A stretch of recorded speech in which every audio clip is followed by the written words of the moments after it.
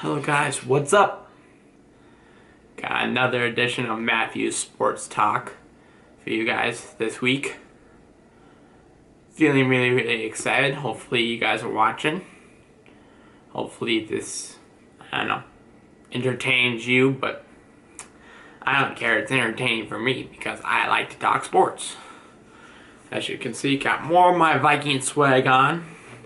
Trust me, I have lots of sports swag that you guys will be seeing. But let's get to the topics of the day. So what I'm going to be covering today is the stuff that I didn't get to cover yesterday because my batteries kept on dying on me. But it's not going to happen anymore because I'm making sure my batteries are on full charge. I got full charge right now. So let's get going. Topics of the day, I'm going to talk my fantasy football teams, how they did last week. Going to talk the NBA a little bit. Maybe touch up on the NHL for like 30 seconds.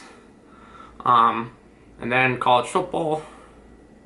And yeah, the college football rankings were released last night, so I'll let you guys know what I thought about that. So without any further ado, let's get to my fantasy football teams. My streak ended last week. I had a streak of when both of my fantasy teams won 2 straight weeks, but they didn't make it to the third, sadly enough. So I will pull up those scores.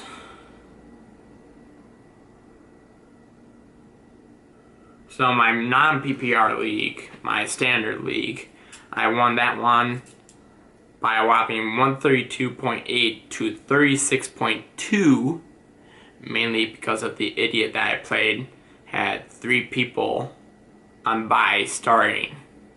Such a dumbass. I'm sorry. I don't pay in any pay-in fantasy leagues. I think it's free. But God, all these guys are idiots. It bugs the crap out of me. Well, most of them are idiots anyway, but my top scorers from that team, my non-PPR team is called Legion of Skull. So if you're a Minnesota Vikings fan, you know what Skull means. It's a playoff of Legion of Boom. You know what I mean there. Surprisingly enough, my top scorer on that team was the Chicago defense. 29 fantasy points for the Chicago defense. 2 defensive touchdowns, 3 interceptions, fumble recovery, and 9 points allowed. So pretty solid.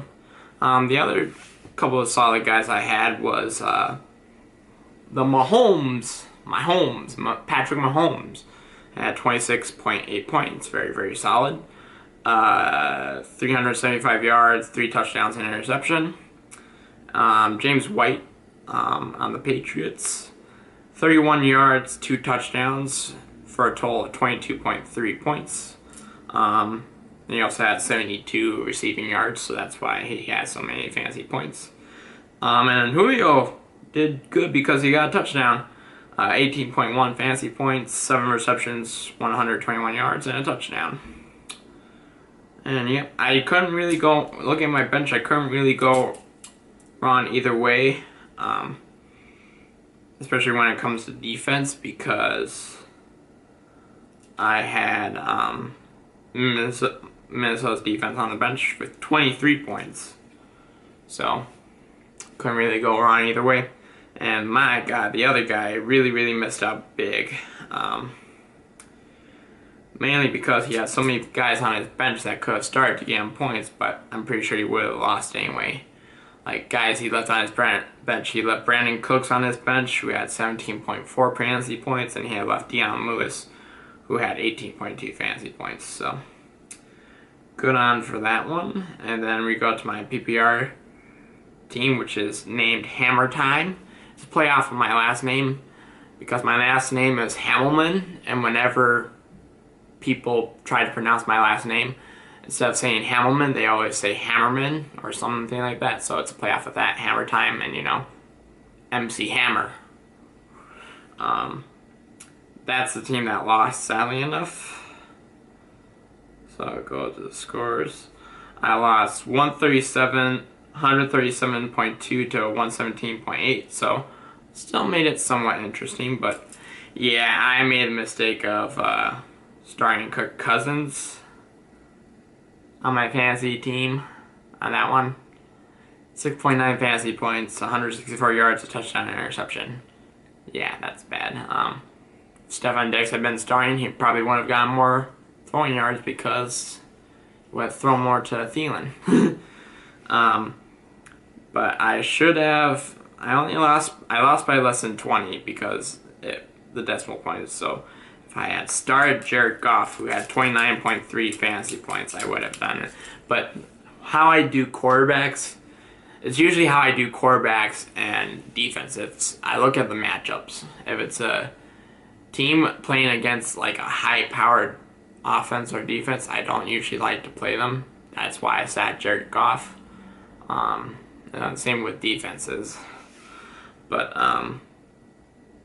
my 3 highlights on my PPR team this week: Kareem Hunt, the guy knows how to ball. Kareem Hunt, 33.1 fantasy points, 91 yards, and 3 total touchdowns.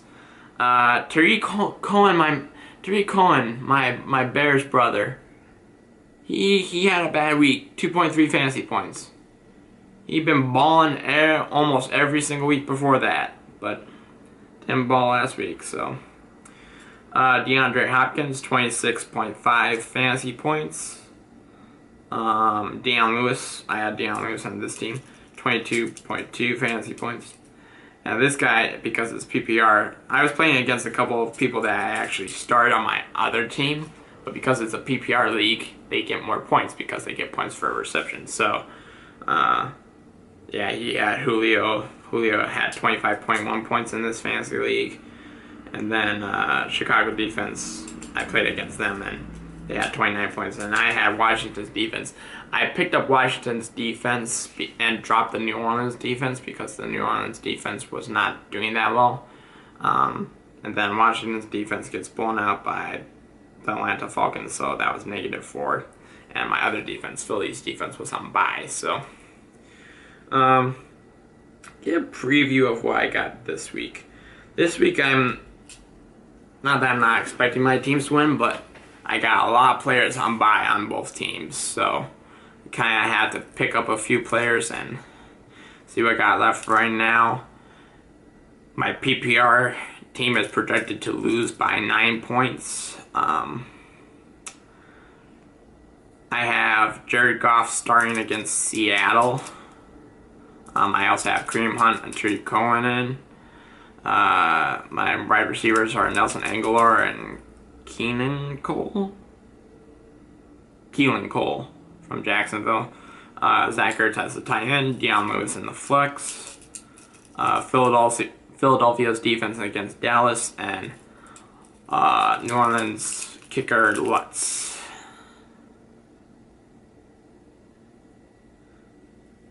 And then this guy, I don't like what this guy is doing. My philosophical reasoning, I don't like to start 2 positional players from the same team because one will always suffer for it. I ran into that problem a couple years ago when I had Diggs and Thielen, and then I learned, okay, start one week and then start another week.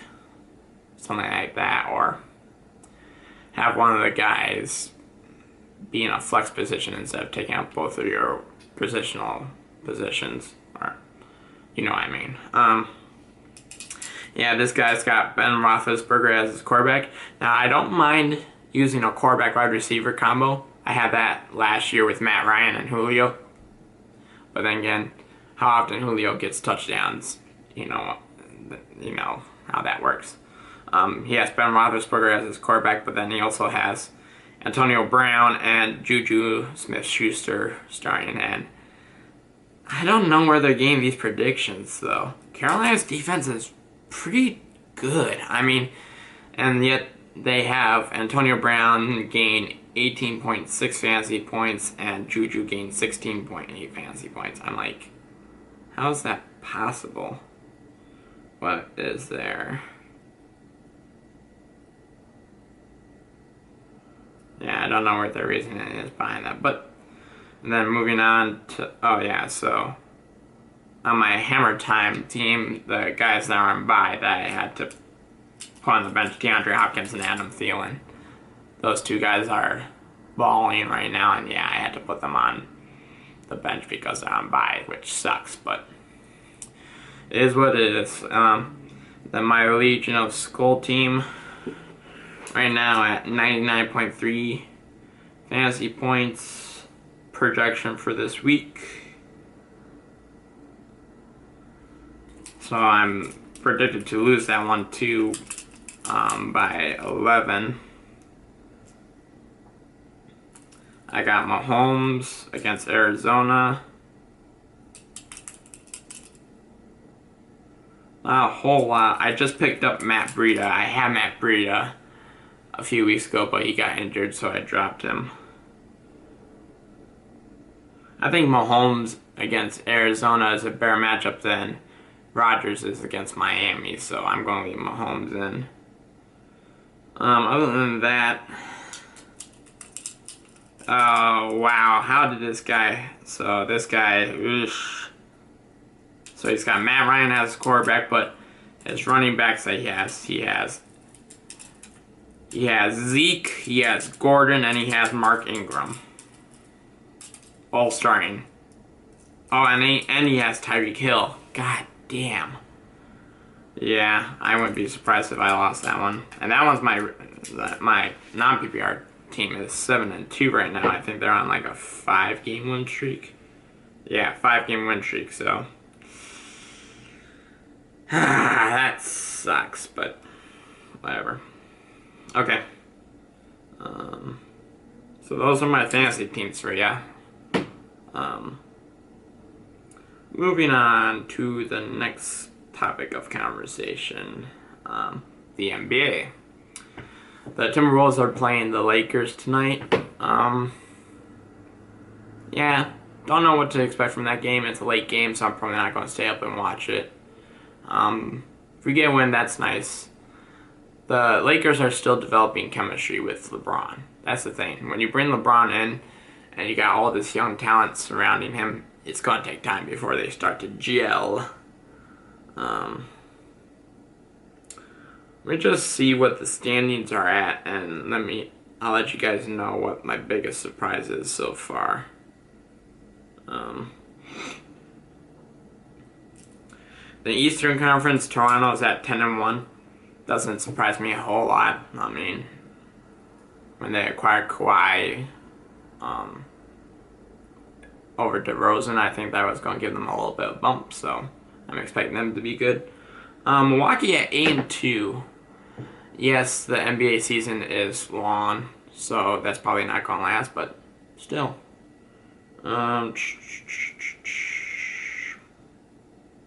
Yeah, that's really all the talking points on the Eastern Conference. Western Conference, yeah, there's definitely some teams surprising me in the Western Conference.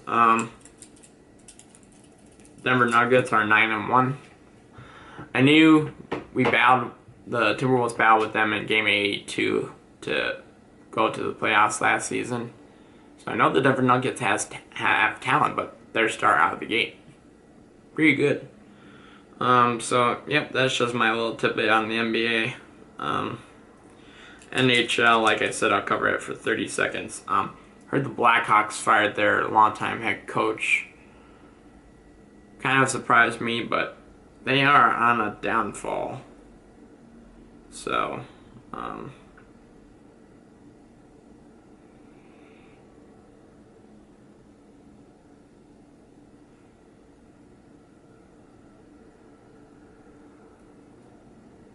yeah, the Wild were number 3 yesterday, but then I think they lost, so they've dropped a few, but that's what happens early on in the season. You lose and you can drop a ton. What else was I going to talk about today? Oh yes, college football.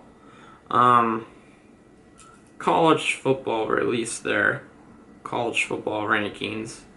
But before I get to that,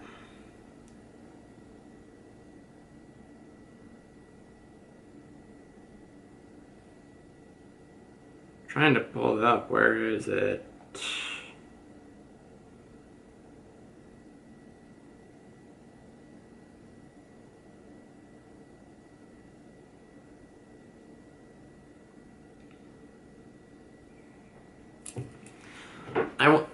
Here's a pet peeve of mine. Whenever a team has been good for really, really long, it's like I'm sick and tired of them. I want to see something new. I'll give you some examples of that. The New England Patriots and the NFL. That's one example. And then another prime example, this is even more so than the Patriots. It's the Alabama football team. They're just, every single year, it's not even a question. They're automatically a freaking national champion favorite. Piss me off to no end. I feel like what they should do is they should put Alabama in a conference with like uber contenders so that they are forced to play those guys once each and every year. They should be forced to play Clemson once each and every year, Ohio State once each and every year, and Notre Dame once each and every year. I mean, yes, the SEC is competitive, but if you saw what they did to LSU, it's just, God. I don't know if that is an indictment on how good Alabama is over the rest of the SEC, but, I mean, it should be at least competitive in your own conference. And, yes, I am going to criticize Alabama. They need a stronger non-conference schedule. They tried to do that. They tried to schedule at least one competitive game in the non-conference schedule, but maybe do 2 or 3 because you guys need to freaking prove something. No, I'm just kidding. They don't need to prove anything, but still. So college football rankings for Week 11 came out last night. Not really a whole lot of surprise on here. I am kind of surprised that LSU didn't fall further. They only fell from, I think they were number 3 to number 7. So they're ahead of one-loss teams like Washington State, West Virginia, and Ohio State.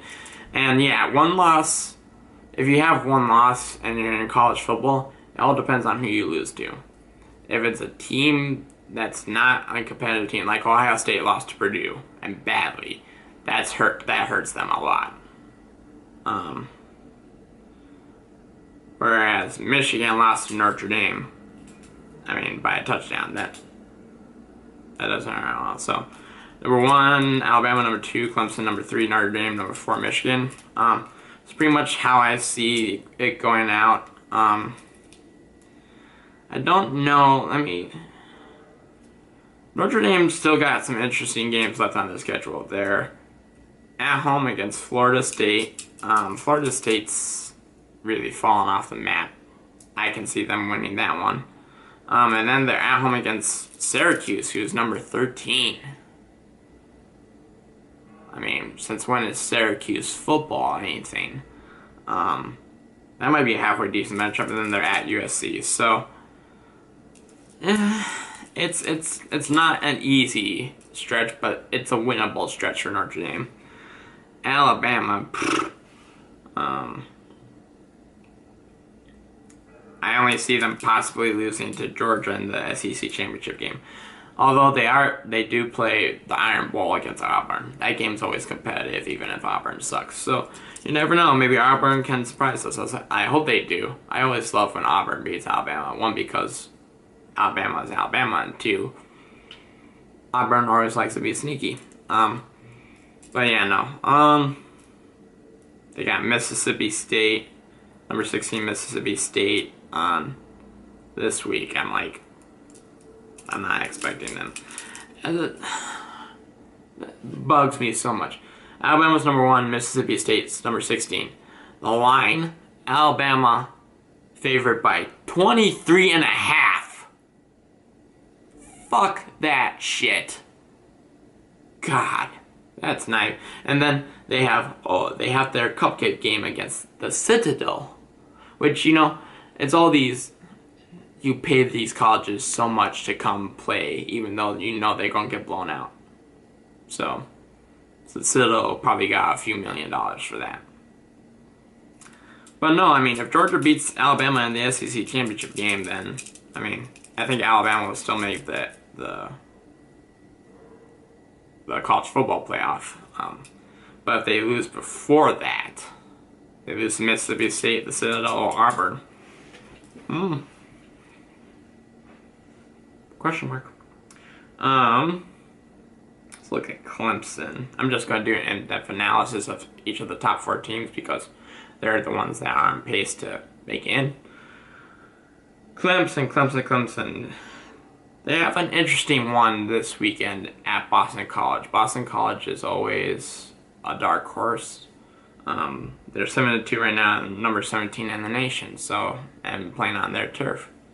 If you lose that game, you'll probably get knocked. And then they're at home against Duke and at home against South Carolina. So, once again, like Alabama or Notre Dame, a winnable stretch, but yeah.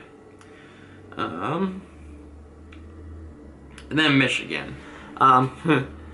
So, there are a couple things as a Minnesota sports fan that you hate. You hate the Illinois teams, you hate the Wisconsin teams, and then you hate the Michigan teams. The Michigan Wolverines, oh, I hate them so much. So much. So goddamn annoying. But yeah, let's look at their path. They're at Rutgers on Saturday. That's the win. Yeah, playing is Michigan by 40.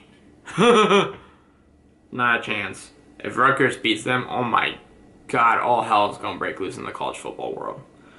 And then they're at home against Indiana. They should be able to win that. And then they're at Ohio State. They have to win out and win the Big Ten championship game in order to get that college football spot. If they don't, or if they lose to Ohio State, then yeah, they're not getting in.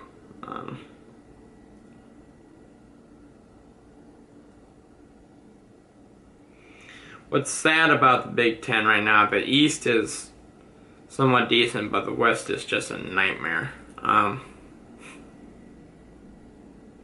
The current team that's leading that one is, because they go by conference record and not by overall record. Current team in the lead of the Big Ten West is Northwestern, who is 5-1 in conference. Overall, they're 5-4. So yeah, that's just bad, really bad for the Big Ten. So yeah,